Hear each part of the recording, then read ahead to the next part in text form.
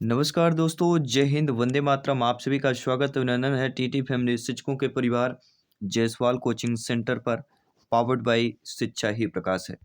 दोस्तों, आज की क्लास में हम बात करने वाले हैं बायोलॉजी का पार्ट रहेगा। बायोलॉजी का पार्ट नंबर 13 रहेगा बाय जायसवाल सर। जी हाँ, 13 नंबर क्लास रहने वाली है।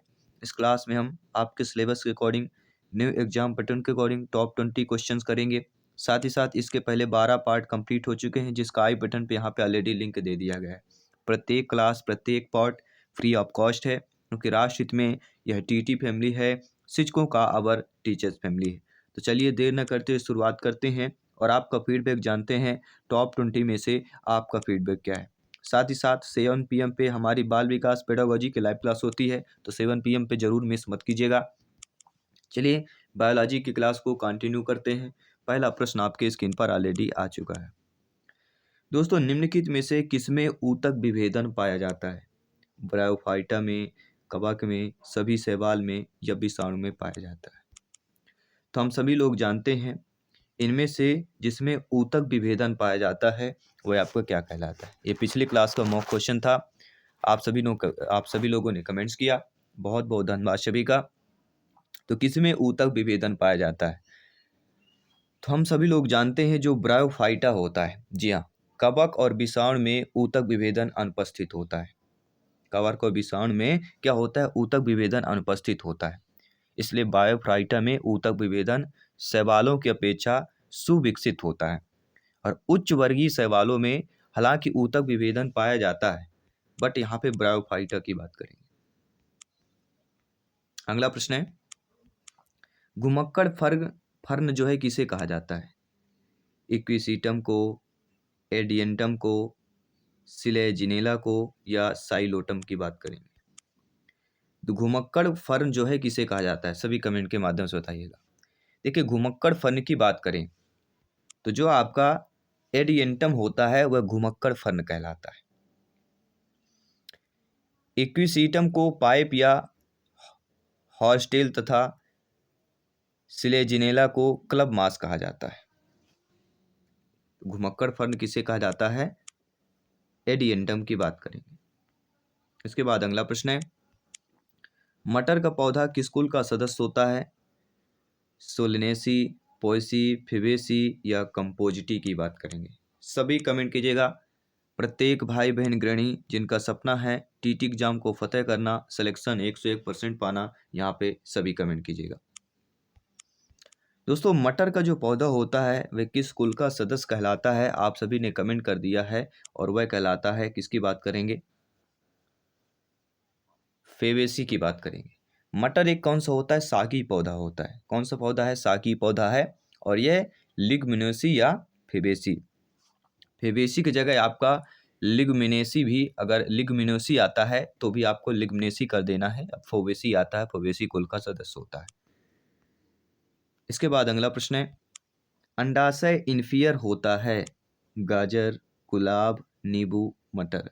सभी यहाँ पे कमेंट कीजिएगा। सभी पौधों के साइंटिफिक नाम बहुत जरूरी है और बायोलॉजी का यह पार्ट ही होता है। अंडाशय इन्फीरियर होता है, क्या होता है? सभी लोग बताइए। जी हाँ, 5 सेकंड का वक्त दिया गया है। देखिए, अंडाशय को जाइगोपरिक स्थिति में अंडाशय पुष्पासन पर नीचे की ओर होता है। किसके होता है? अंडाशय इन्फियर की अगर बात करते हैं तो अंडाशय को जाइगोपरिक स्थिति में देखा जाए तो अंडाशय पुष्पासन पर क्या होता है? नीचे की ओर, जबकि पुष्प के अन्य भाग उसके ऊपर स्थित होते हैं, निकलते हैं, जैसे दलपुंज, बाह्य दलपुंज, पुमंग हो गया। तो पुष्प जिसमें अंडाशय जाइगोपरिक होती है, जाइगोपरिक पुष्प कहलाते हैं। हर एग्जाम्पल आपका गाजर हो गया। गाजर के बाद आपका और भी एग्जाम्पल हो सकता है, अनार हो गया, ये भी आपका आता है। अनार के साथ साथ आपका सूर्यमुखी भी, ये भी आपका आता है। तो ये हमारे पुष्पों में होता है। तो ये कौन जाइगोपरिक पुष्प कहलाते हैं। तो अंडाशय इन्फीरियर किस में होता है? हम बात करेंगे गाजर की बात करेंगे, अनार की बात करेंगे, सूर्यमुखी की बात करेंगे। जब पुष्प नियमित एवं सममित आरी होता है तब पुष्प की यह स्थिति कहलाती है।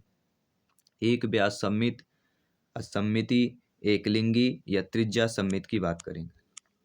जब पुष्प नियमित और सममित आरी होता है तब पुष्प की यह स्थिति हमारी क्या कहलाती है? तब पुष्प की इस स्थिति को त्रिज्या सममित कहते हैं। जब पुष्प को केंद्र से होकर किसी भी उद्दर्ग दल से काटने पर दो समान अर्धभागों में बांटा जा सके, अर्थात सममित आरी व पुष्प नियमित हो, तब यह स्थिति त्रिज्या सममित पुष्प कहलाती है।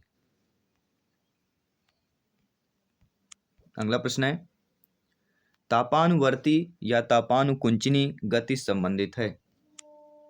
अधिक ताप से, स्पर्श से, कम ताप से या प्रकाश से संबंधित है?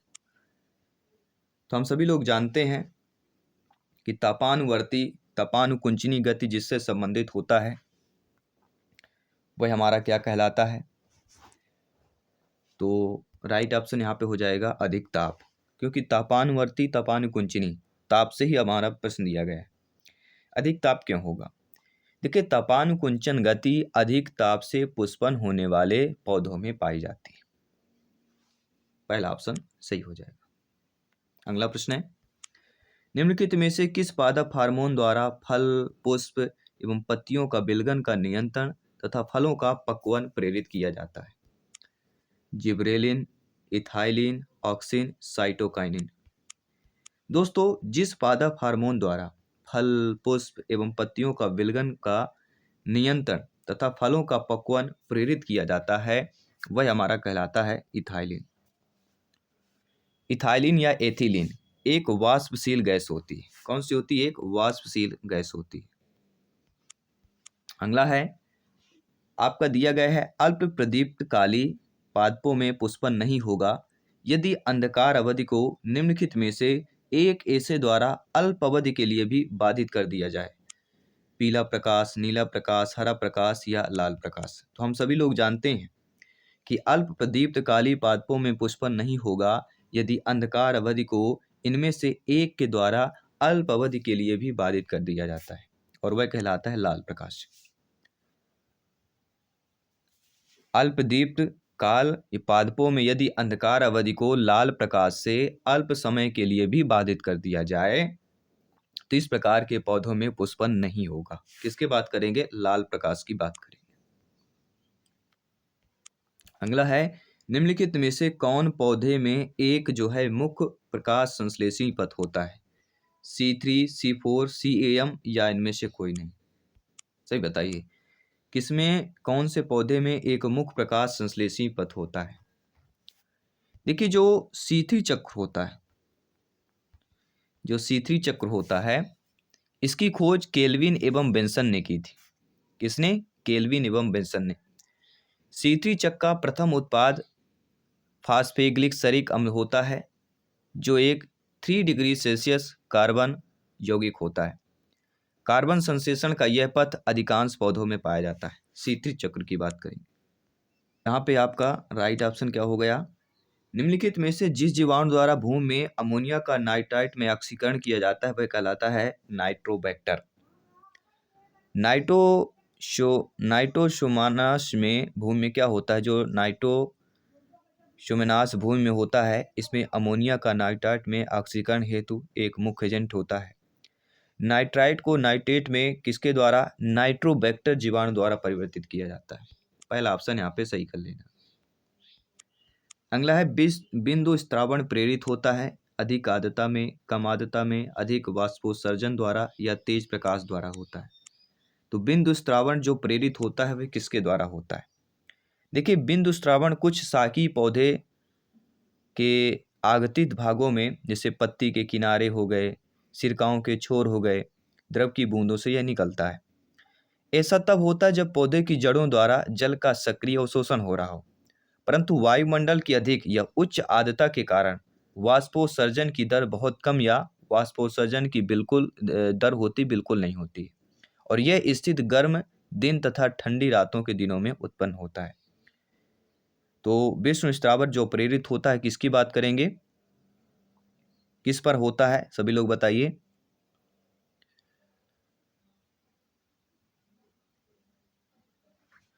किसके होता है? परंतु वायुमंडल की अधिक उच्च आर्द्रता के कारण वाष्पोषण की दर बहुत कम या वाष्पन होती है, तो अधिक आर्द्रता हो जाएगा। बिंदु स्रावण प्रेरित होता है अधिक आर्द्रता के कारण। निम्नलिखित में से किस लवक में तेल संरक्षित खाद्य पदार्थ होता है? मंड लवक, रोडोप्लास्ट, हरित लवक, इलायोप्लास्ट की बात करेंगे। तो जिस लवक में तेल संरक्षित खाद्य जो है खाद्य पदार्थ होता है वह हमारा कहलाता है इलायोप्लास्ट। इलायोब्लास्ट में क्या होता है? मृदुतक कोशिकाओं का अहरित विशाल कोशिकाओं का विशिष्ट समूह होता है और इनमें टेनिन तेल एवं क्रिस्टल कण उपस्थित होता है। कौन सा तेल होता है? टेनिन। आपका टेनिन तेल जो है आपका, और क्रिस्टल कण इसमें उपस्थित होते हैं। तो इलायोप्लास्ट की बात करेंगे। निम्नलिखित में से कौन अहरित विशाल कोशिकाओं का समूह इडियोब्लास्ट कहलाता है? दृढ़ोतक कोशिकाएं, मृदुतक कोशिकाएं, स्थूल कोण ऊतक कोशिकाएं या वायु ऊतक कोशिकाएं? पिछले क्वेश्चन में हमने आपको बताया भी था। किसका जिक्र हुआ है? मृदुतक कोशिकाओं का जिक्र हुआ था। तो इडियोब्लास्ट जो होता है यह आपके मृदुतक कोशिकाओं का अहरित विशाल कोशिकाओं, इसमें टेनिन एवं क्रिस्टल कण की बात करते हैं।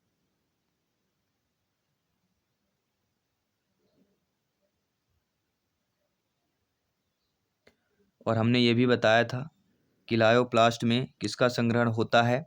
तो तेल का, वसा एवं तेल का संग्रहण होता है। आपके लायोप्लास्ट में किसका होता है? वसा और तेल का होता है। और अहरित विशाल कोशिकाओं का समूह इडियोब्लास्ट कहलाता है, वह मृदुतक कोशिकाएं की बात करेंगे।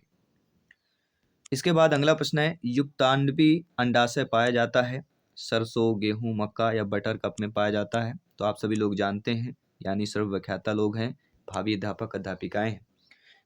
आपका युक्त कांडपी अंडाशय जो पाया जाता है वह आपके सरसों की बात करेंगे। जी हाँ, देखिए युक्तांडपी अंडाशय में जो है एक से अधिक अंडक, दो या इससे अधिक होते हैं। युक्तांडपी जायांग में अंडकों के तट मिलकर एक कोष्ठ बनाते हैं और अनेक पुष्पों में अंडकों के तट मिल जाने से उसकी आधार सेवनी अंडकों के केंद्र में किसी बिंदु पर आकर मिल जाती है। तो हम बात करेंगे, किसकी बात करेंगे? सभी लोग बताइए। बैगन धतूरा भी हम कह सकते हैं। जी हाँ।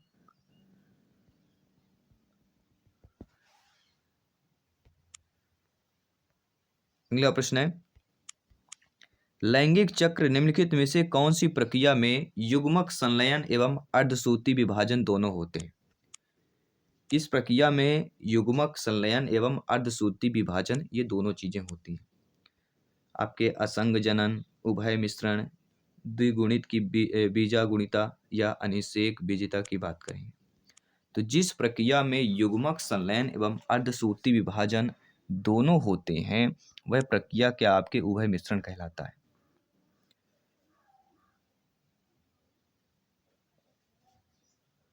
किसकी बात करेंगे? तो समान लैंगिक चक्र में अर्धसूत्रीय विभाजन तथा युग्मक संलयन होते हैं।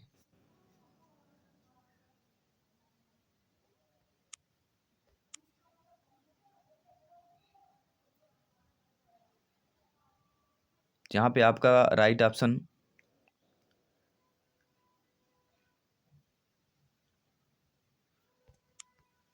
उभय मिश्रण की बात करते हैं। कोई भी डाउट हो बेफिक्र कमेंट कर सकते हैं। अगला प्रश्न है, एकल जीन जब एक से अधिक गुणों का निर्धारण नियमन करें तब जीन कहलाती है? संकर जीन, बहुप्रभावी जीन या प्रबलता की बात करेंगे। तो दोस्तों जब एकल जीन जब एक से अधिक गुणों का निर्धारण या नियमन करे तब वह जीन कौन सा कहलाता है? देखिए, जब एक स्वतंत्र कारक या जीन सदैव एक गुण का ही निर्धारण नहीं करता है अपितु उसके द्वारा एक से अधिक गुणों का निर्धारण होता है, उसके द्वारा होता है, वह नहीं करता, उसके द्वारा होता है, तब यह जीन बहुविकल्प जीन तथा इस प्रभाव को बहुविकल्पता या बहुप्रभावित कहा जाता है। तो हम यहाँ पे बहुप्रभावी बहुप्रभावी जीन की बात करें। आई होप आप समझ गए होंगे। चलिए बात करेंगे बहुविकल्पता आए, बहुविकल्प आए या बहुप्रभावित आए, चाहे आपका बहुप्रभावी जीन की बात करें। अगला प्रश्न है कपलिंग एवं रिपल्सन परिकल्पना के प्रतिपादक कौन है? तो ये सभी लोग जानते हैं, हम बात करेंगे बेटसन। तो कपलिंग एवं रिपल्सन परिकल्पना के प्रतिपादक आपके बेटसन हो जाते हैं। कोशिकाओं की आवश्यकता अनुसार उपस्थित जीनों द्वारा प्रोटॉन संश्लेषण हेतु प्रारंभिकरण और समापन, बंद या विराम होने की क्रियाविधि क्या कहलाती है? तो यह क्रियाविधि हमारी जीन नियमन कहलाती है। ठीक है, यह नियामक जीन समूह के कार्यों को नियंत्रित करता है और नियामक जीन जो होता है निश्चित करते हैं कि संरचनात्मक जीन्स या उनके समूह किसी स्थान एवं समय पर उल्लेखन द्वारा mRNA का निर्माण सक्रिय होगा या नहीं होगा। और नियामक जो जीन होते हैं, जो नियामक जीन होते हैं, ये कार्य एवं एक रासायनिक पदार्थ के संश्लेषण द्वारा करते हैं, जिसे हम निरोधक या संदर्भक कहते हैं। क्या कहते हैं? नियामक जीन समूहों में कार्यों को नियंत्रित करते हैं और नियामक जीन यह कार्य एक रासायनिक पदार्थ के संश्लेषण द्वारा होता है, जिसे हम निरोधक या संदर्भक कहते हैं। लेकिन प्रश्न हमारा क्या पूछा जा रहा है? कोशिकाओं की आवश्यकतानुसार उपस्थित जीनों द्वारा प्रोटॉन संश्लेषण हेतु प्रारंभिक और समापन, बंद या विराम होने की क्रियाविधि कौन सी कहलाती है? तो हम यहाँ पे बात करेंगे जीन नियमन की बात करेंगे। तो संदर्भक तंत्र की आपको समझ लेना है क्या चीज है ये नियामक जीन यह कार्य एक रासायनिक पदार्थ के संश्लेषण द्वारा करते हैं, जिसे निरोधक या आपके संदर्भक तंत्र कहते हैं। अगले प्रश्न की, आपका कास्मिड क्या होता है? माइकोप्लाज्मा में अतिरिक्त आनुवांशिक पदार्थ होता है, जीवाणु में वृत्ताकार डीएनए होता है, जीवाणु में अतिरिक्त डीएनए होता है, या कांपी निर्माण हेतु जीवाणु में प्रत्यारोपित डीएनए खंड होता है। देखिए कास्मिड जो होता है दोस्तों, बहुत ही सिंपल सी बात है। कास्मिड जो होता है वह लगभग आपके 40,000, कितने? लगभग आपके 40,000 क्षारयुग्म का बना डीएनए का खंड होता है। अर्थात कांपी निर्माण हेतु जीवाणु में प्रत्यारोपित डीएनए खंड की बात करेंगे। यह जीवाणु में डीएनए के साथ प्रत्यारोपित किया जाता है। परिणाम स्वरूप जीन लाइब्रेरी अर्थात पुस्तकालय की कांपी उत्पादित हो जाती है। तो कांपी निर्माण हेतु जीवाणु में प्रत्यारोपित डीएनए खंड कास्मिड की बात करते हैं। और अगला प्रश्न आपके स्क्रीन पर है कि रेगिस्तान एवं रेतीली भूमि पर उगने वाले पौधे के कौन से समूह के अंतर्गत आते हैं? आपके लिथोफाइट्स या सेलोभिद, सेमोफाइट्स, जलोद्भिद या मरुद्भिद की बात करेंगे। तो रेगिस्तान एवं रेतीली भूमि पर उगने वाले पौधों के कौन से समूह के अंतर्गत आते हैं, यह आपको कमेंट करके बताना है। आप सभी के लिए मॉक क्वेश्चन के रूप में प्रश्न दिया जा रहा है। टॉप 20 में से आपने कितना स्कोर प्राप्त किया, यह भी आपको कमेंट करके बताना, फीडबैक करके बताना है। और मैं लाइव क्लास के साथ 7 PM पे मिलता हूँ। सभी मित्रों को जय हिंद, वंदे मातरम, धन्यवाद।